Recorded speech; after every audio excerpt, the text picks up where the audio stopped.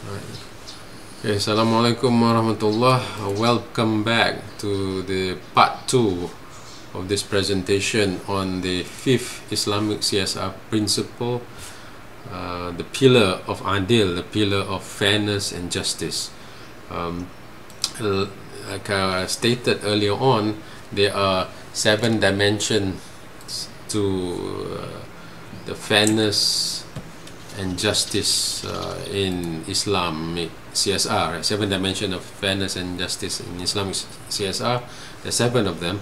Number 1 is the supply chain fairness. Number 2 is fair internal wealth distribution.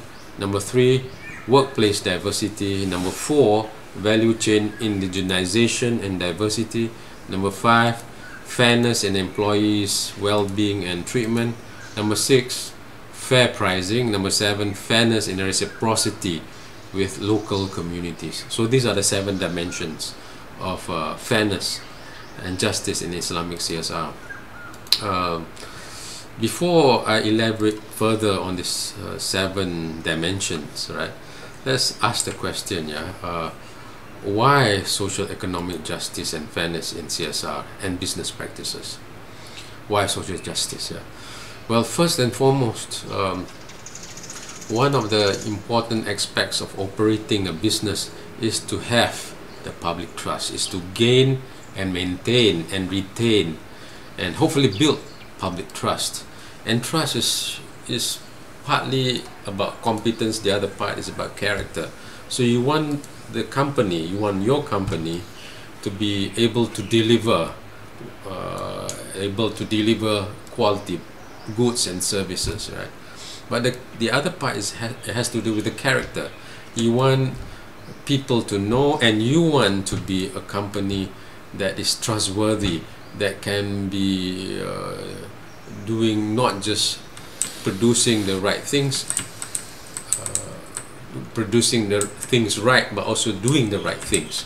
So people want to know that you are not cheating. People want to know that you are not exploiting, that you are trustworthy. So the company must, a business, the organization must portray, demonstrate both competence and character. And part of this character is the character of being fair, being just.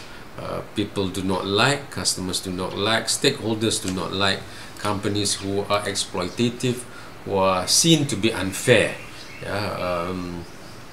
And the second issue is, the second question is, how do we communicate trust in a social economic environment of corporate greed, of social inequality, of economic crisis, of skeptical and cynical general perception of business, where business is seen as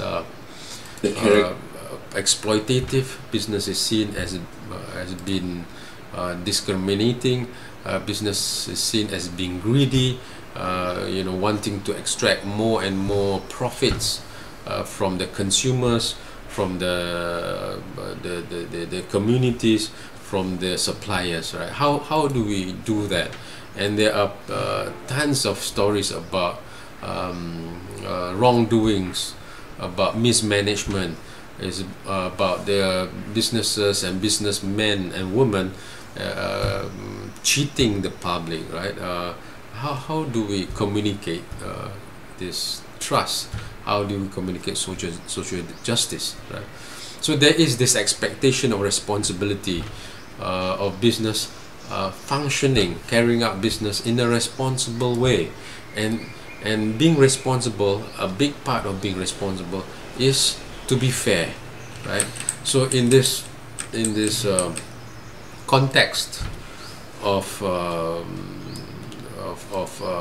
marketplace, of industry, of society, where there is that high level of distrust or low level of trust of companies, are we, the businesses, behaving like a leader or follower, or are we actually part of a problem, right?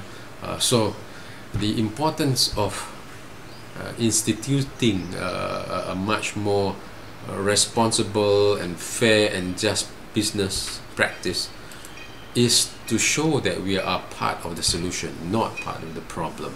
Right?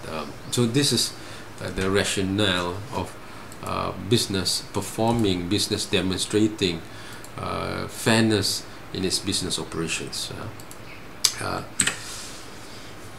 We would like to introduce to you an important concept and an important idea in businesses, an important idea in CSR, an important idea in Islamic CSR, and that is the idea of rectificatory justice, justice that rectifies the past mistakes and the sins of the industry, the historical and systemic injustice, historical and systemic unfairness that has been committed by businesses, by the players of the industry in your company. You will need to ask yourself, who has been unfairly marginalized in your industry, in your in your social ecology of your industry. Who has been marginalized? Who has been exploited? What parts of the environment has been exploited, right? So in rectifying the mistakes, the sins of the past, you might want to think of affirmative action to rectify the mistake, to rectify this past, the sins of the system, right? You need to think of how do you make things right, right? So that is the concept of rectificatory justice, to rectify the sins of the industry, the mistakes, the problems of the industry. And then so number one, the first dimension of fairness in Islamic CSR is the supply chain fairness, and there is a seal, a logo that is associated, is assigned to the idea of fairness in the supply chain. It is called fair trade. So fair trade as a concept is about social justice in the supply chain trading, that you make sure that the whole process of supply chain, buying the raw materials, buying from the farmers, from the fishermen, from the miners, right?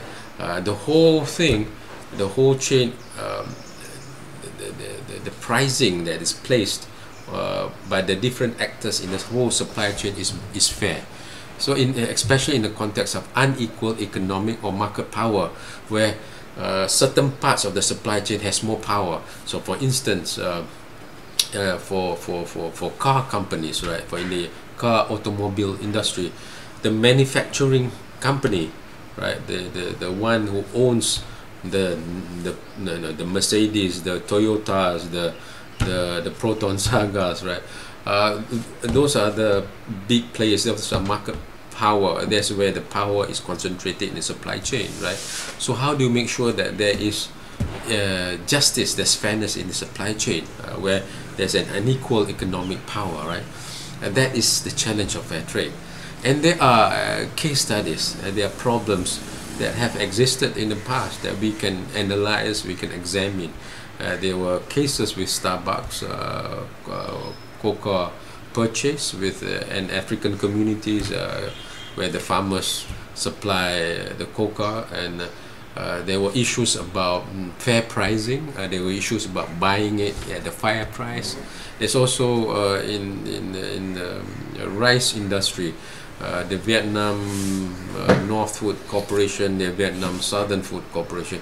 There's also an issue about buying the rice at a fair price, and to make sure and to ensure that the whole trading process, right, is fair and it's not exploitative. And you know that a lot of coffee companies, they sell it at a very high price to the consumers, and oftentimes, when it's problematic, they buy at a low price from the farmers, from the producers of coffee, producers of cocoa, right? From the farmers. So how do we make sure that this do not happen? And that has to do with supply chain fairness. And fair trade as a concept is to make sure that there is fairness in this whole supply chain trading process. So this, we also look at the north-south relations. We also look at the intra-south, meaning within the southern countries themselves, right? The south-south relations. Are there exploitation? Are there because of the hegemony of the unequal power within the supply chain? So certain players within the supply chain is being exploited. Right? So in fair trade, we want to see. We want to make sure that the MNCs, the big businesses, the big factories are not exploiting the small businesses, the small workshops, the small home-based workers are not exploiting the farmers, the raw material producers, right? And when there is fairness, then we can talk about justice in the supply chain, right? And then there is fair trade. So this is the first dimension of fairness and justice in Islamic CSR. So we move to the next one.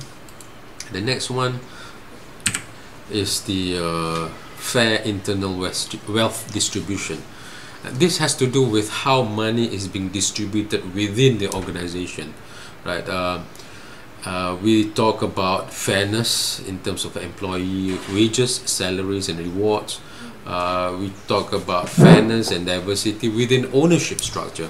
So who owns the company?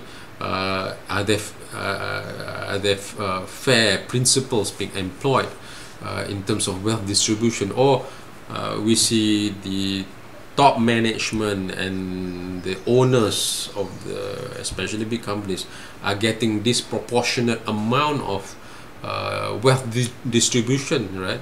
So they earn or are given 10 times, perhaps 20 times the salary of the employees at the bottom of the pyramid, of the hierarchy of the organization, right? So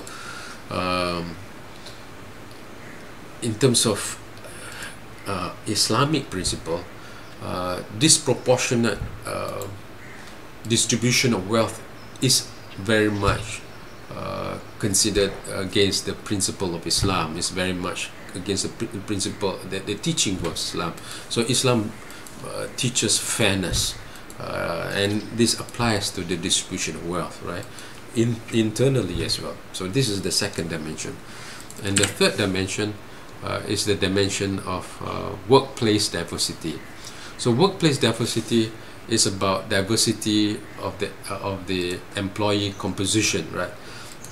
The common issues in workplace diversity is about gender and ethnic diversity. We want to make sure that that there is gender balance, gender fairness. We want to make sure that, especially in the multicultural, multi-ethnic, multi-religious society, there's balance, there's diversity, there's fairness in the workplace, right? So we want to make sure that employees' composition reflects the society, reflect the community, reflect the country. So that's an important part of workplace diversity. The other part is to also think about affirmative action for the marginalized groups. And oftentimes when we talk about marginalized groups, certain groups of people will come in mind that we see being discriminated again and again. The persons with disabilities, right? People with disabled, certain disabilities, right? It could be physical disability, it could be visual disability. They are being discriminated, right? And even though we see there are laws being introduced by the government, oftentimes these laws are not being enforced or not being obeyed by companies, right, by businesses. We also want to make sure there's rural-urban balance, and the poor also discriminated the homeless, the patients with chronic medical conditions, HIV, diabetics, hepatitis B, and all that. Former inmates, we see how do we make sure that they are being included in our workforce, right? And that has to do with workplace diversity, and this is part of fairness in Islam. This is part of making sure that there is justice in society, and for companies to operate within the society, these issues of fairness, of diversity within the workplace must also be addressed, and this is actually part of Islamic CSR, right? So this is the 3 dimensions in part 2, right? So we will adjourn this discussion, this presentation, and we will see you in part 3 in a while. So just to recap, the first dimension of Islamic CSR pillar on of fairness is the supply chain fairness. We go up to the supply chain fairness. The second one is fair internal wealth distribution. This is about fairness within the organization, within the business. The third one is workplace diversity, is to make sure this fairness principle is to ensure that there is fairness in terms of employees composition, right?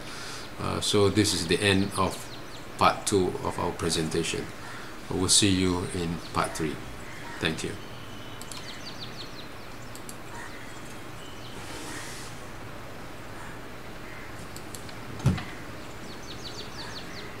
Can end it.